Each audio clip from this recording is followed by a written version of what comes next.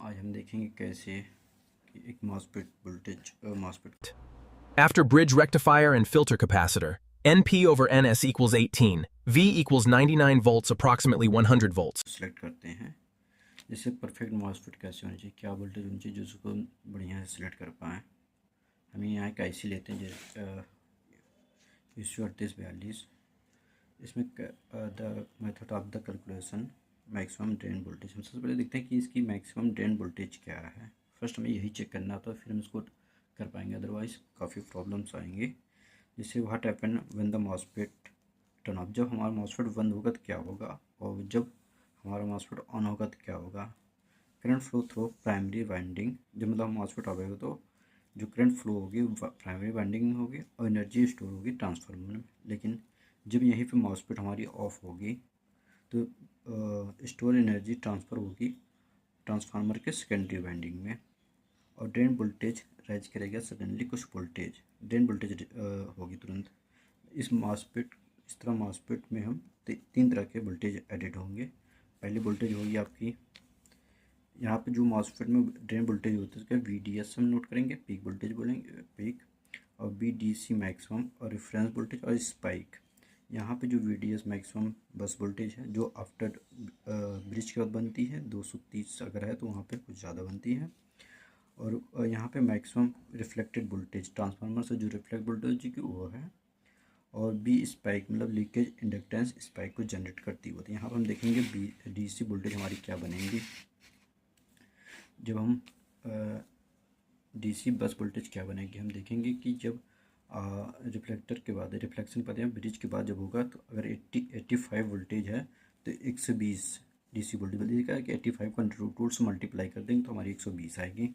उसी समय 230 है तो 325 के आसपास आएगी, 230 को मल्टीप्लाई √2 तो ये आएगा। इसी तरह से मैक्सिमम जो हम लिख चलते हैं 265 वोल्टेज तो आएगी 375 DC वोल्टेज, √2 मल्टीप्लाई कर देंगे तो आ जाएगी। क्योंकि यूनिवर्सल सप्लाई जो होती है हमारी 85 वोल्टेज से लेकर 265 AC वोल्टेज की मतलब हमेशा देखी जाती है, इसलिए हम यहाँ मैक्सिमम वोल्टेज लेके DC वोल्टेज लेंगे मैक्सिमम 375 लिख कैलकुलेशन करेंगे। अब यहाँ हम देख लेते हैं कैसे क्या होते हैं। जैसे हमने मान लीजिए कि हमारी जो रिफ्लेक्टेड वोल्टेज कैसे निकालते हैं, रिफ्लेक्टेड वोल्टेज को depended on the transformer turn ratio. हम की रिफ्लेक्टेड वोल्टेज कैसे निकालते हैं, इसके लिए यह है फार्मूला। जो हमारी ट्रांसफार्मर उसकी बाइंडिंग रेशियो देखेंगे क्या है। जैसे इसमें हम ले लेते हैं बाइंडिंग रेशियो, एग्जाम्पल की तरह हम ले रहे हैं 18/1, 18/1 लेंगे तो यहाँ पर वोल्टेज अगर हमारी आउटपुट वोल्टेज 5 है और डायोड की ड्रॉप वोल्टेज 0.5 है, और ये रिफ्लेक्शन वोल्टेज हमारी 100 आएगी। इस तरह से हम यहाँ पर देखेंगे क्या होती है लीकेज करंट स्पाइक कैसे काम करती है, इसको भी हम देख लेंगे। अब हम सेकंड निकालेंगे कि लीकेज स्पाइक कैसे आती है। लीकेज स्पाइक के लिए हम यहाँ पे ट्रांसफार्मर के जो परफेक्शन होती है उससे लीकेज इंडक्टेंस स्टोर एनर्जी होती है, उसका ये एनर्जी का फार्मूला होता है E = 1/2 leakage inductance and I² P current. तो when MOSFET turn on off this energy creatable a voltage spike typical voltage good snubber. मतलब जो ये हमारी वोल्टेज होगी हम इसमें अगर मानते हैं निकालते हैं तो ये जो सबसे अच्छी होगी अगर आएगी वोल्टेज हमारे 360 वोल्टेज है तो गुड। अगर 60 से 100 वोल्टेज आती है थोड़ा सा एवरेज हो गया, अगर उससे ज़्यादा आती है तो ये थोड़ी सी गड़बड़ होगी। इसलिए हम अज्यूम कर लेते हैं यहाँ पे, क्योंकि ये सब हम प्रैक्टिकली वहाँ पे निकाल सकते हैं जिसमें कुछ लगा हो। प्रैक्टिकली हम जाके लैब में निकाल सकते हैं, बट यहाँ पर मैं लैब में नहीं तो एवरेज लेके चलते हैं कैसे कैलकुलेशन वही समझाना चाहता हूँ। यहाँ पे चीज़ें वही थोड़ी थोड़ी बता रहा हूँ, देख लीजिए आप। एज्यूम मान लेते हैं कि हमारी जो मतलब 60 को 100 के बीच की लेते हैं, तो यहाँ पर 100 हमने ये 60 मान लिया, 60 और 100 के बीच में 80 ले रहे हैं। तो कैलकुलेशन टोटल ड्रेन वोल्टेज, यहाँ जैसे में DVS ड्रेन वोल्टेज हो गया VDS पीक वोल्टेज 375 + 100 एंड +80, तो टोटल आएगा 55 वोल्टेज। मैक्सिमम ड्रेन वोल्टेज इसमें अप्रॉक्सीमेट 555 पीक। बट अब यहाँ हम देखेंगे क्या 555 अगर 555 हमारी वोल्टेज है 555 वोल्टेज है तो उसके लिए मॉसफेट कौन सी बेस्ट हो। क्या हम 600 वोल्टेज की ले सकती है या फिर हम यहाँ 650 का कौन सा लें परफेक्ट होगा। तो हम यहाँ देखेंगे अगर 600 लेते हैं तो जो हमारा मॉसफेट और हमारी डीसी वोल्टेज आई है उसकी मार्जिन ओनली 45 वोल्ट है।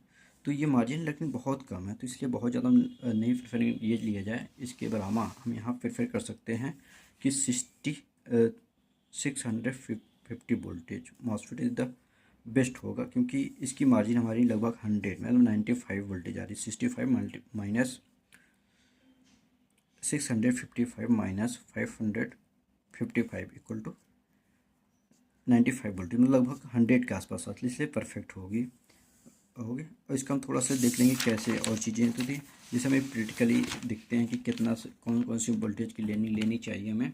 जैसे मान लें हमारे पास अगर एग्जांपल तौर पे अगर पावर सप्लाई और के लिए कौन सी लीजिए, जैसे हम 5 वोल्ट 1 एम्पेयर की है, तो हम इसके लिए लेंगे 5 वोल्ट 1 एम्पेयर है, तो हम उसके लिए लेंगे क्या नाम है 7N65 वोल्टेज ये मॉसफेट लेंगे।